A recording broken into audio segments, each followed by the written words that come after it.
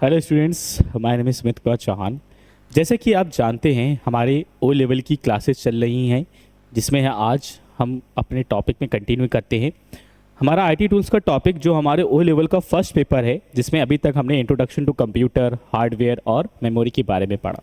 आज इसी चीज़ को हम आगे कंटिन्यू करते हैं और आज हम पढ़ेंगे सॉफ्टवेयर के बारे में, जहाँ हम जानेंगे कि सॉफ्टवेयर होते क्या हैं, कितने टाइप्स के होते हैं, हमारे कंप्यूटर में इनका क्या रोल है या हमारे डिवाइस में इनका क्या रोल है और ये कितने टाइप्स में होते हैं।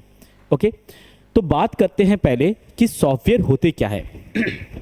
अगर बहुत ही सिंपल लैंग्वेज की बात कर ली जाए, बहुत ही नॉर्मल लैंग्वेज की बात कर लेते हैं, तो सॉफ्टवेयर क्या है? तो बेसिकली सॉफ्टवेयर प्रोग्राम्स होते हैं, हमारी जो प्रोग्रामिंग लैंग्वेज होती है जिनके थ्रू हम सॉफ्टवेयर को प्रोग्राम्स करते हैं, ठीक है। और इन्हीं प्रोग्राम्स के बिहाफ पे हम ये बताते हैं कि जो पर्टिकुलर सॉफ्टवेयर है उसे करना क्या है, या फिर हम जब भी कोई कमांड, इंस्ट्रक्शन या डेटा जो भी कुछ हम देंगे उसके बिहाफ पे उस सॉफ्टवेयर को क्या करना है। ओके, तो ये जो हम बताते हैं कि बाय इंस्ट्रक्शन, बाय डेटा या बाय इंफॉर्मेशन, जो भी हम सॉफ्टवेयर को दे रहे हैं, ये सारी चीज़ें इंस्ट्रक्शंस के तौर पर हमारा सॉफ्टवेयर लेता है और यही इंस्ट्रक्शन जो आगे चल के सेट के कंबाइन में एक प्रोग्राम क्रिएट हो जाता है और यही प्रोग्राम आगे चल के एक सेट के कंबाइन में एक सॉफ्टवेयर बन जाता है।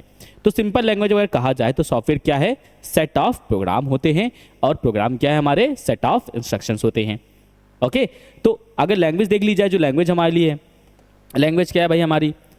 कि सॉफ्टवेयर इंस्ट्रक्शन, डेटा या प्रोग्राम के कलेक्शन को रिफर्ड करता है जो कंप्यूटर और डिवाइस को स्पेशल वर्क करने में एबल बनाता है, सक्षम बनाता है, या हार्डवेयर से अलग है जो कंप्यूटर सिस्टम के फिजिकल कंपोनेंट्स को इंक्लूड करता है। कहने का मीन क्या है कि हार्डवेयर जैसे क्या हमारा फिजिकल कंपोनेंट होता है, जैसे हम लोग फिजिकली टच कर सकते हैं, लेकिन जो हमारा सॉफ्टवेयर होता है ये फिजिकल तो होता ही नहीं है। जिन्हें हम फिजिकल टच कर सकते हैं? नहीं कर सकते भाई, क्योंकि अगर देखा जाए तो सॉफ्टवेयर कैसा एक वर्चुअल थिंग है, कि ये वर्चुअलिटी है, ये कोई फिजिकल नहीं है, रियलिटी में नहीं है, हमारे पास फिजिकल नहीं है कि भाई हम जाएं छू लें हाथ से। ओके, तो सॉफ्टवेयर हमारे लिए कैसा है? प्रोग्राम्ड होता है, जिन्हें हम लोग वर्चुअल तौर पर टच करते हैं बाय स्क्रीन या बाय मॉनिटर।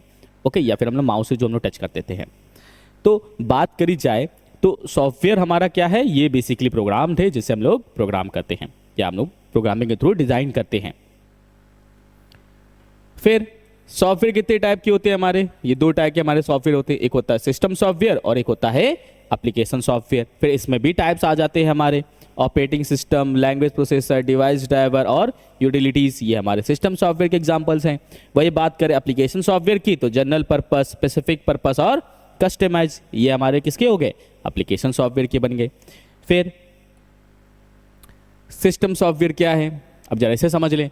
तो अगर हम बात कर ले सिंपल लैंग्वेज में, सिस्टम सॉफ्टवेयर क्या है? ऐसे सॉफ्टवेयर जिन्हें डिज़ाइन या फिर जिन्हें बनाया किस लिए गया है? सिस्टम की परफॉर्मेंस को बूस्ट करने के लिए या फिर सिस्टम्स के लिए जो बनाए गए हैं। ओके, सिस्टम सॉफ्टवेयर जो होते हैं हमारे डिवाइस में जितने भी हार्डवेयर कंपोनेंट्स हैं उन्हें मैनेज करने के लिए और उन्हें कंट्रोल करने के लिए। और साथ में क्या करता है system software? System software application software के लिए एक प्लेटफॉर्म प्रोवाइड करता है जहां पर वो एप्लीकेशन सॉफ्टवेयर रन हो सके। ओके, तो आप ऐसे समझ लीजिए कि विदाउट सिस्टम सॉफ्टवेयर आपका जो एप्लीकेशन सॉफ्टवेयर है वो रन नहीं हो सकता, क्योंकि जब तक सिस्टम सॉफ्टवेयर उसे प्लेटफॉर्म नहीं प्रोवाइड करेगा तब तक हमारा जो एप्लीकेशन सॉफ्टवेयर है वो रन नहीं हो सकता।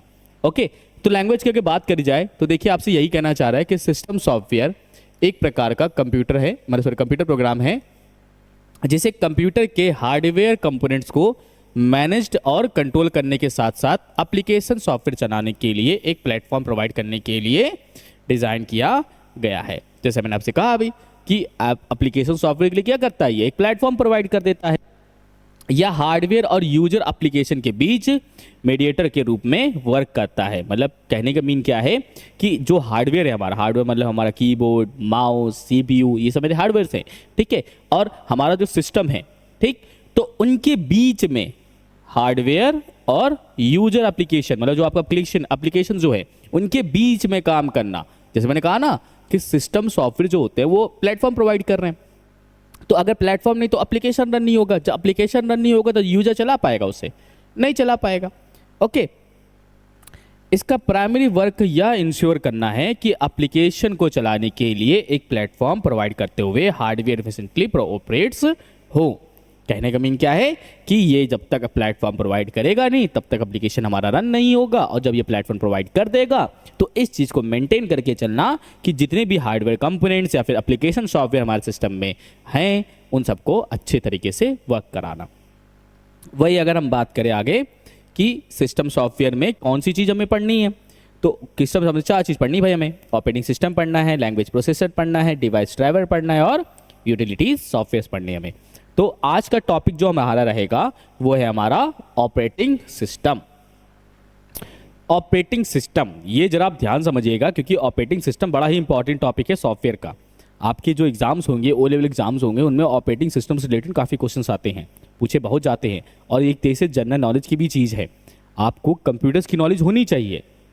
ये जो मैंने अभी स्टार्टिंग में मैंने क्लास में आपसे जब मैंने स्टार्ट किया था तभी मैंने कहा था कि हमारा पर्पस सिर्फ ये नहीं है कि हम एग्ज़ाम को ही क्रैक करें, हमें नॉलेजेबल बनना है, हमें ज्ञान लेना है भाई। कल को मैं कहीं पे भी जाऊं या कहीं पे मैं वर्क करूं, किधर भी जाऊं, कोई भी मुझसे अगर पूछे कि आप ऑपरेटिंग सिस्टम के बारे में या कंप्यूटर्स के बारे में कोई नॉलेज रखते हो, तो हम बिल्कुल कह सके कि हाँ हम नॉलेज रखते हैं, थ्योरी और प्रैक्टिकल दोनों नॉलेज रखते हैं। ओके तो ऑपरेटिंग सिस्टम हमारे जो कंप्यूटर सिस्टम होते हैं, हमारे जो लैपटॉप्स होते हैं, फ़ोन्स होते हैं, इन सब के लिए बड़ा इंपॉर्टेंट है।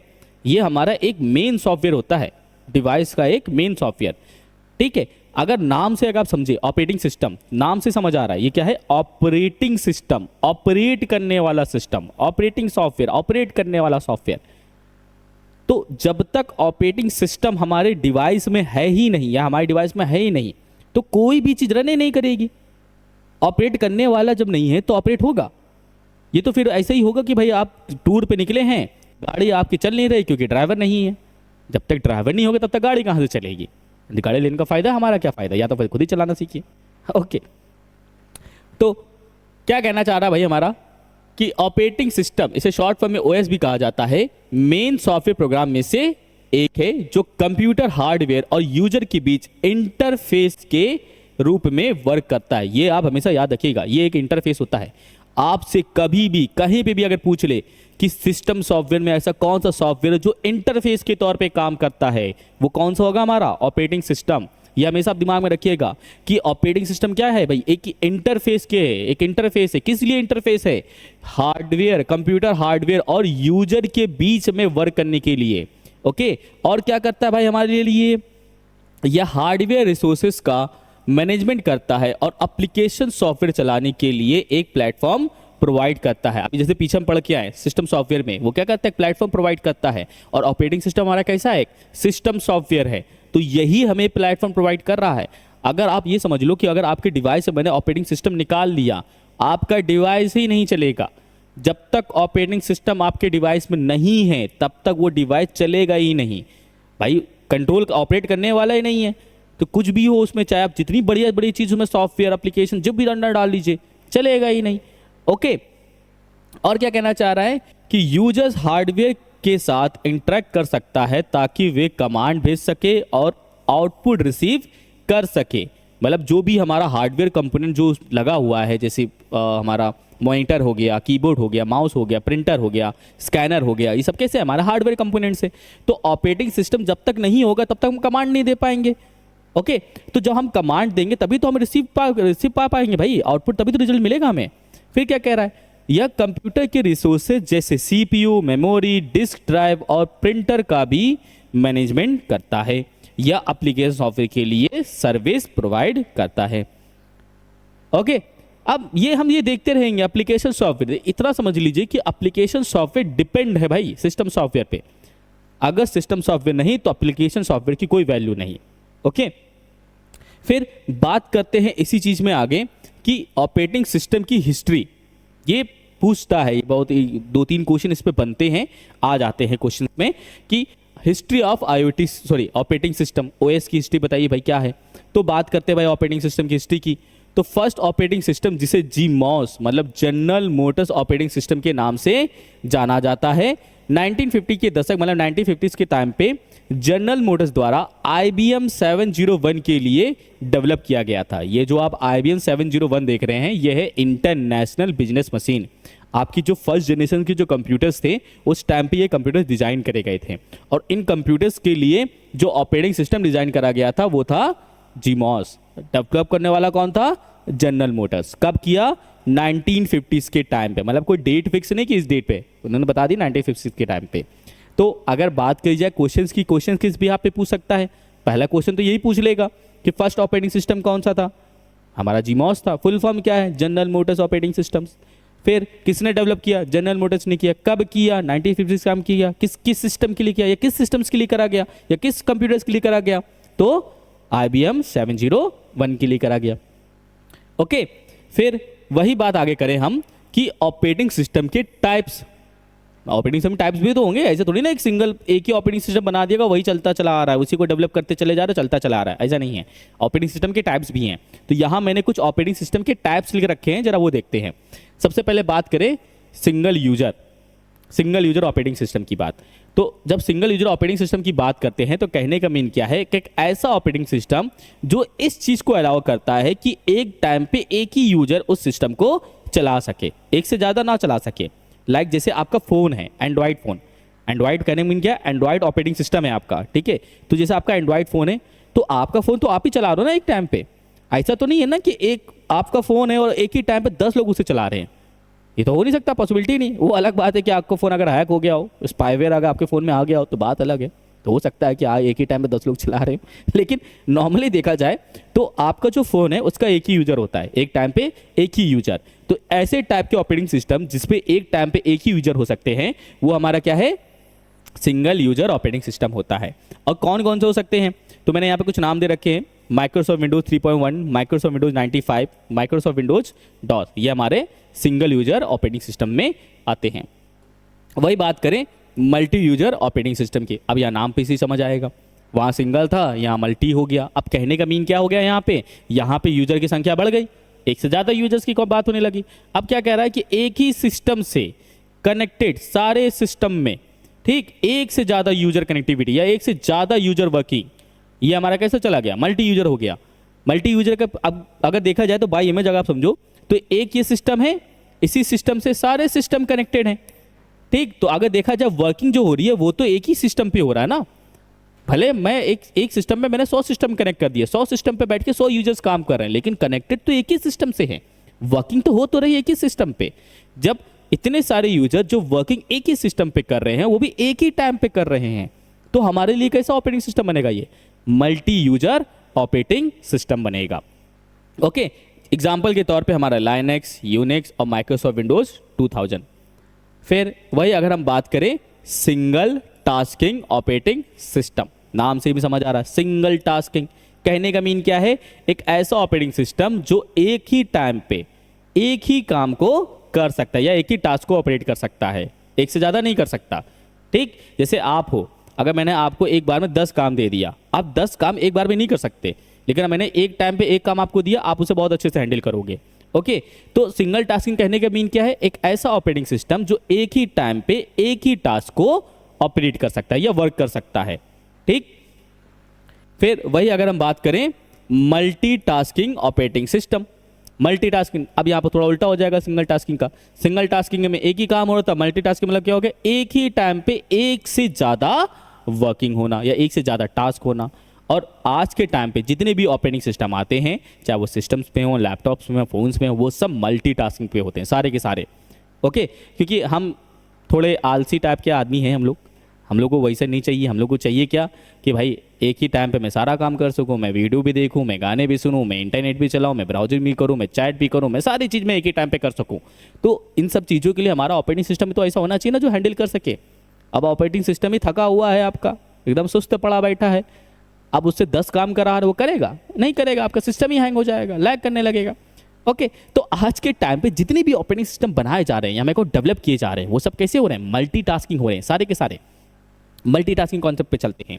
ओके, तो एग्जांपल की बात करी जाए तो कौन कौन हो सकते हैं? जैसे यूनिक्स हमारा मल्टीटास्किंग में आता है, विंडोज XP 7, 8, 8.1, 10 और 11, ये हमारे सब कैसे हैं? मल्टीटास्किंग ऑपरेटिंग सिस्टम में आते हैं। वही हम बात करें आगे ओपन सोर्स ऑपरेटिंग सिस्टम। अब इसे जरा अच्छे समझिएगा, ओपन सोर्स, क्योंकि ये आगे चल के हम देखेंगे कई बार ये जिसकी जो पॉइंट है ये हम आगे चल के देखेंगे। Open source operating system, open source operating system कहने के मीन क्या है? एक ऐसा ऑपरेटिंग सिस्टम जिसका जो लाइसेंस की है वो पब्लिक है, लाइसेंस की का जरा मतलब समझिएगा। जैसे कि आप कोई भी चीज़ लेने जा रहे हैं, जैसे आप कोई सॉफ्टवेयर लेके आए हैं या जैसे आपने कोई सॉफ्टवेयर परचेज किया है, तो कंपनी ने जिस तरीके से या जिस तरीके से उसे डिज़ाइन किया है, डेवलप किया है, वैसे ही आपको यूज करना होगा। आप उसमें कोई भी चेंजमेंट नहीं कर सकते हैं। कंपनी ने जितने भी फीचर्स प्रोवाइड किए हैं आप उन्हीं पे वर्किंग कर सकते हैं। आप अपनी तरफ से कुछ नहीं कर सकते, मतलब उसकी जो प्रोग्रामिंग है उस प्रोग्रामिंग में आप कोई भी चेंजमेंट नहीं कर सकते। ओके, तो ऐसे टाइप के जो सॉफ्टवेयर होते हैं इन्हें कहा जाता है क्लोज सोर्स ऑपरेटिंग सिस्टम। ठीक, वही अगर ओपन सोर्स ऑपरेटिंग सिस्टम की बात करी जाए तो ये ऐसे सॉफ्ट ऑपरेटिंग सिस्टम्स होते हैं जिनका जो लाइसेंस होता है वो पब्लिक होता है। तो पब्लिक होने का फायदा ये है कि आप उन ऑपरेटिंग सिस्टम को डाउनलोड कर लीजिए या अपने सिस्टम में ले आइए और उनके प्रोग्राम को चेंज कर लीजिए, अपने अकॉर्डिंग जैसा चाहे वैसा चेंज कर लीजिए, नया डेवलप कर दीजिए, कुछ नया बना दीजिए, कुछ नया क्रिएटिव कर दीजिए और क्रिएटिव करने के बाद मार्केट में आप उसे लॉन्च कर दीजिए। ओके, तो ओपन सोर्स ऑपरेटिंग सिस्टम कहने मीन क्या हो गया? एक ऐसा ऑपरेटिंग सिस्टम जिसका जो लाइसेंस होता है वो पब्लिक होता है, जिसके वजह से हम उसमें अपने मन मुताबिक जैसा चाहे वैसा चेंजमेंट कर सकते हैं उस प्रोग्राम में। और एग्जांपल की अगर बात करी जाए तो कौन हो सकता है? तो लाइनक्स हमारा एक ओपन सोर्स ऑपरेटिंग सिस्टम है, लाइनक्स हमारा ओपन सोर्स में जाता है। एंड्रॉइड है हमारा, एंड्रॉइड भी ओपन सोर्स ऑपरेटिंग सिस्टम में हमारा आता है। फिर वही बात करी जाए RTOS, कहने का मतलब क्या है? Real time operating system. Real time operating system को आप ऐसे समझिए, जैसे कि आप रेलवे की टिकट बुक करते हैं। ठीक, आप ऑनलाइन टिकट बुक कर रहे हैं ना, जैसे आपने यहाँ पे टिकट बुक किया, आपने जैसे यहाँ पे पेमेंट करी और तुरंत वहाँ पे आपका रिजर्वेशन हो गया। आपको तुरंत आपका बर्थ बता देता है, कोच बता देता है, सीट नंबर बता देता है, सब कुछ बता देता है आपको उसी टाइम पे। ओके, तो ये जो काम हुआ रियल टाइम में, मतलब आपने जो डेटा जनरेट किया उस डेटा पे तुरंत वर्किंग हुआ, वर्किंग होकर तुरंत आपको उसने रिजल्ट दे दिया। ओके, तो ये जो जितनी भी चीजें हुई जिस ऑपरेटिंग सिस्टम के थ्रू हुआ, ये हुआ रियल टाइम ऑपरेटिंग सिस्टम के द्वारा। ठीक, तो एग्जांपल की बात कर ली जाए तो जितने भी रिजर्वेशन वाले सिस्टम होते हैं, जैसे ऑनलाइन फूड ऑर्डरिंग करना, टिकट बुक करना, बस की टिकट बुक करना, रेलवे टिकट बुक करना, जितनी भी ऑनलाइन आपका वर्किंग पेमेंट जो कर रहे हैं जिसके बिहार पे आपके लिए रिजर्वेशन कर दिया जाता है, वो सब किस पे चल रहे हैं? हमारे रियल टाइम ऑपरेटिंग सिस्टम पे चल रहे हैं। वही अगर हम बात करें मल्टी थ्रेडिंग ऑपरेटिंग सिस्टम, ये क्या है मल्टी थ्रेडिंग ऑपरेटिंग सिस्टम? अब ये क्या, अब जरा से समझिएगा, ये बहुत प्यारी चीज है। एक मल्टी थ्रेडिंग ऑपरेटिंग सिस्टम को एक ही प्रोसेस के भीतर मल्टीपल थ्रेड के कॉन्करेंट एग्जीक्यूशन का सपोर्ट करने के लिए डिजाइन किया गया है। यह कैपेबिलिटी सीपीयू रिसोर्सेज के अधिक इफिशिएंट यूज और इम्प्रूवमेंट एप्लीकेशन परफॉर्म की परमिशन देती है, और खासकर ऐसे एनवायरमेंट्स में जहां टास्क को एक साथ परफॉर्म करने की किया जा सके। कहने का मीन क्या है कि हम ऐसे कंप्यूटर सिस्टम जहां पर मल्टी थ्रेडिंग, मतलब जैसे मान लीजिए ये आपका एक सिस्टम है, ठीक, जहां पर आप मल्टीपल वर्क कराए जा रहे हैं, ठीक। अब आप चाहते क्या हो कि जो मल्टीपल वर्क हो रहा है उसे मैं डिस्ट्रीब्यूट कर दूं अलग अलग सिस्टम्स में। ओके, तो मैंने क्या किया, ये जो सिस्टम्स था इसको बाय थ्रेड एंड मैंने दूसरे सिस्टम में ट्रैवल करा दिया। अब इससे होगा क्या? इससे होगा ये कि जो हमारा सिस्टम की जो परफॉर्मेंस थी, एफिशिएंसी थी, वो घटेगी नहीं, वो बरकरार रहेगी। ठीक है, अब ये मैं क्यों कह रहा हूँ, कहने का मीन क्या है, जैसे करने को तो हम इसी सिस्टम पे कर सकते थे, मल्टीटास्किंग कॉन्सेप्ट है, हम इसी पे कर सकते थे। लेकिन दिक्कत की बात क्या है ना, जैसे कि आप एक ही ऑपरेटिंग सिस्टम पे जब एक से ज़्यादा ऑपरेटिंग वर्किंग करते हैं या टास्क करते हैं तो सिस्टम पे इफेक्ट पड़ता है, दबाव पड़ता है भाई, वो थोड़ा स्लो होगा, एफिशिएंसी उसकी कम हो जाएगी। लेकिन मैंने क्या किया, एक सिस्टम है, उसी सिस्टम से मैंने लमसम 10-12 सिस्टम जोड़ दिया। ओके, अब इसकी जो टास्किंग है, जो भी कुछ है, मैंने उसकी वर्किंग को भी डिवाइड कर दिया। जो मैंने डिवाइड कर दिया तो कॉमन सी बात है भाई, उस पर इतना इफेक्ट नहीं पड़ेगा, वो आराम से अपना काम करेगा, एफिशिएंसी का कुछ उसका लेना देना नहीं होगा। ओके, तो वही चीज़ आपसे कहना चाहता है कि जो हमारा मल्टी थ्रेडिंग ऑपरेटिंग सिस्टम है, ये क्या करता है, मल्टीपल थ्रेड के कॉन्करेंट एग्जीक्यूशन को सपोर्ट करने के लिए डिजाइन किया। मतलब जो कंटिन्यूसली जो एग्जीक्यूशन करा जाता है, कंटिन्यूसली एग्जीक्यूशन जो हो रहा है उसको सपोर्ट करने डिजाइन करा गया है। इसकी कैपेबिलिटी क्या है कि सीपीयू रिसोर्सेज के अधिक इफिशिएंट यूज और इंप्रूवमेंट एप्लीकेशन परफॉर्म की परमिशन देना। मतलब जो सीपीयू, हमारा सीपीयू की मैक्सिमम परफॉर्मेंस को हम यूज कर सकें और जितने भी हमारे एप्लीकेशंस हैं उन्हें इंप्रूव कर सके, उनकी परफॉर्मेंस को इंप्रूव किया जा सके। ओके,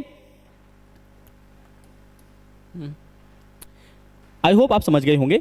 इसमें 2 टॉपिक और भी हैं हमारे, जरा वो भी देख लेते हैं। देखिए यहां पे 2 चीज और भी हैं, एक है GUI और एक है CUI। GUI मतलब ग्राफिकल यूजर इंटरफेस, CUI मतलब कमांड यूजर इंटरफेस, इसे कैरेक्टर यूजर इंटरफेस भी कहा जाता है। अब ये दोनों क्या है, जरा आपसे समझिएगा। ग्राफिकल यूजर इंटरफेस, नाम से समझ आ रहा होगा। ग्राफिकल यूजर मतलब एक ऐसा ऑपरेटिंग सिस्टम जो किस पे है, ग्राफिक्स पे है।